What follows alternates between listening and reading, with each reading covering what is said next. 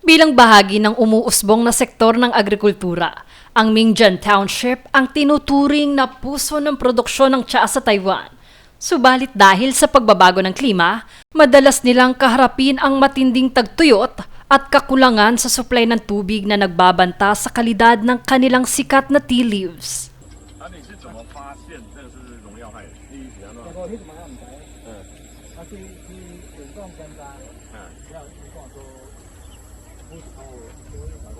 Upang masolusyonan ito, binuo ng kanilang pamahalaan at mga lokal na magsasaka ang isang smart at solar-powered watering system.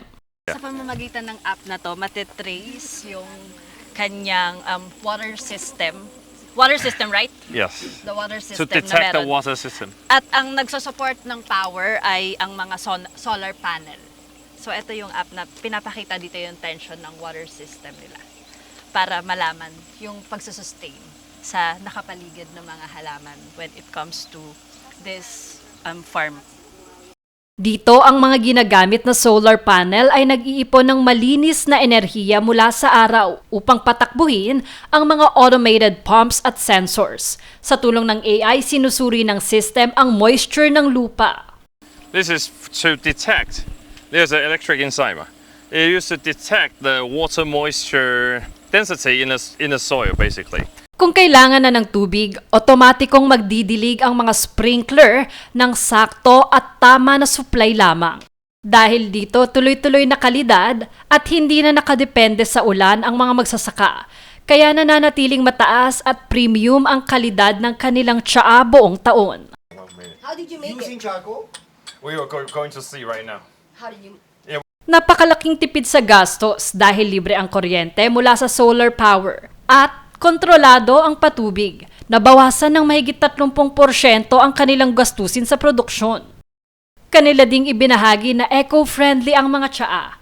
Dahil zero carbon emission ang teknolohiya, mas mabilis na tinatangkilik ng buong mundo ang tsaa ng Mingjian dahil ito ay produkto ng makakalikasang agrikultura. You saw a lot of plantation when you're on the way here, right? Yeah. And they are all quite clean. You notice? All the plantation is quite clean. Whereas this plantation is filled with grass, and the tree doesn't look unified. Yeah. Bagamat automated ang pagpapatubig gamit ang solar power sa Mingjian Township, nananatili pa ring mano-mano at tradisyonal ang pagpili at pagpitas sa mga pinakamagagandang dahon ng tsaa upang masiguro ang premium nito na kalidad.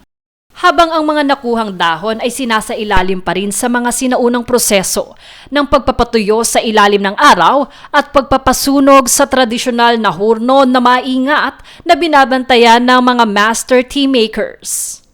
Ang perpektong kombinasyong ito ng smart farming sa bukid at sining ng tradisyonal na proseso ang dahilan kung bakit nananatiling natatangi ang lasa at bango ng tsaa ng Taiwan sa buong mundo.